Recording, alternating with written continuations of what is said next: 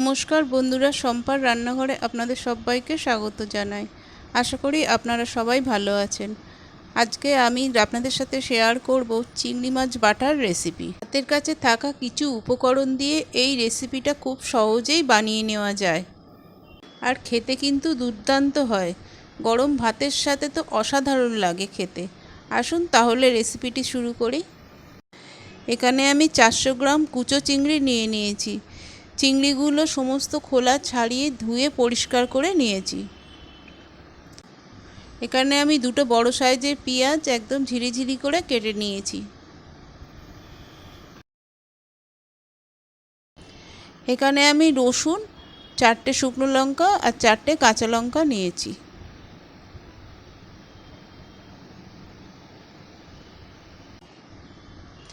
এইবার আমি ওভেনে একটা কড়া বসিয়ে সর্ষের তেল দেব।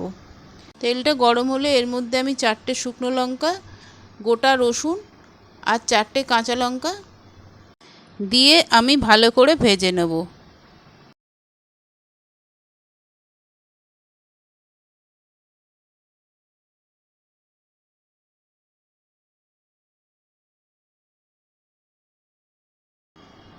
একটু লাল লাল হয়ে গেলে তখন আমি এগুলো তেল থেকে তুলে নেব।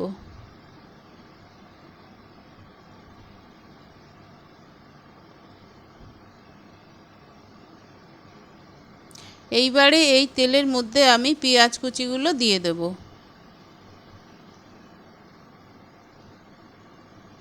দিয়ে পেঁয়াজ কুচিগুলোকেও আমি লাল করে ভেজে নেব।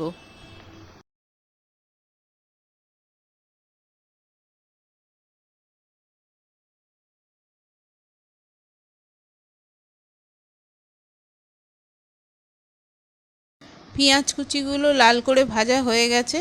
এইবার আমি এগুলোকে কড়া থেকে তুলে নেব।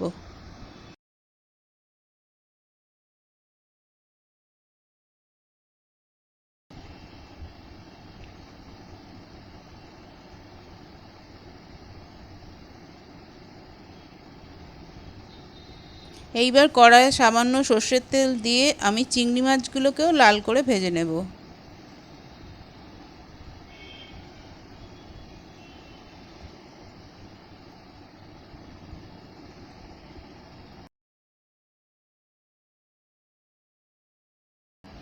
এর মধ্যে আমি লবণ আর সামান্য হলুদ দেব, দিয়ে ভালো করে মিশিয়ে নেব।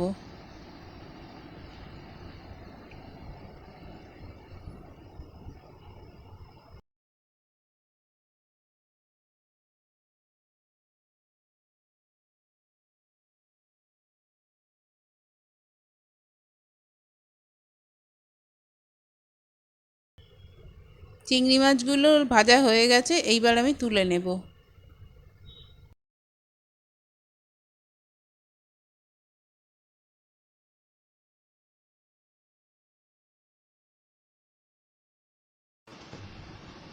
দেখুন, এটা আমার পেঁয়াজ ভাজা,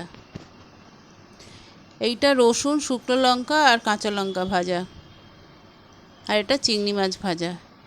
এইবার আমি সবগুলোকে একটা মিক্সিং জারে দিয়ে বেটে নেব। প্রথমে আমি লঙ্কা রসুনগুলোকে দিয়ে দেব, তারপর পেঁয়াজ ভাজাগুলোকে দিয়ে দেব।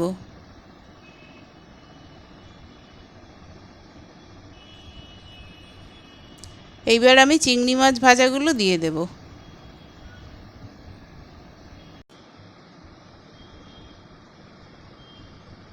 এইবার আমি এগুলো বেটে নেব।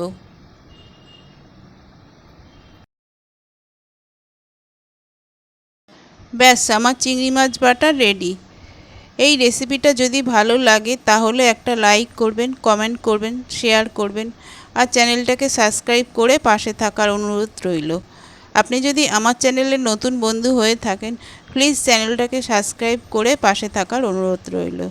ভালো থাকবেন, সুস্থ থাকবেন। আবারও আসবো নতুন একটা রেসিপির ভিডিও নিয়ে। ধন্যবাদ।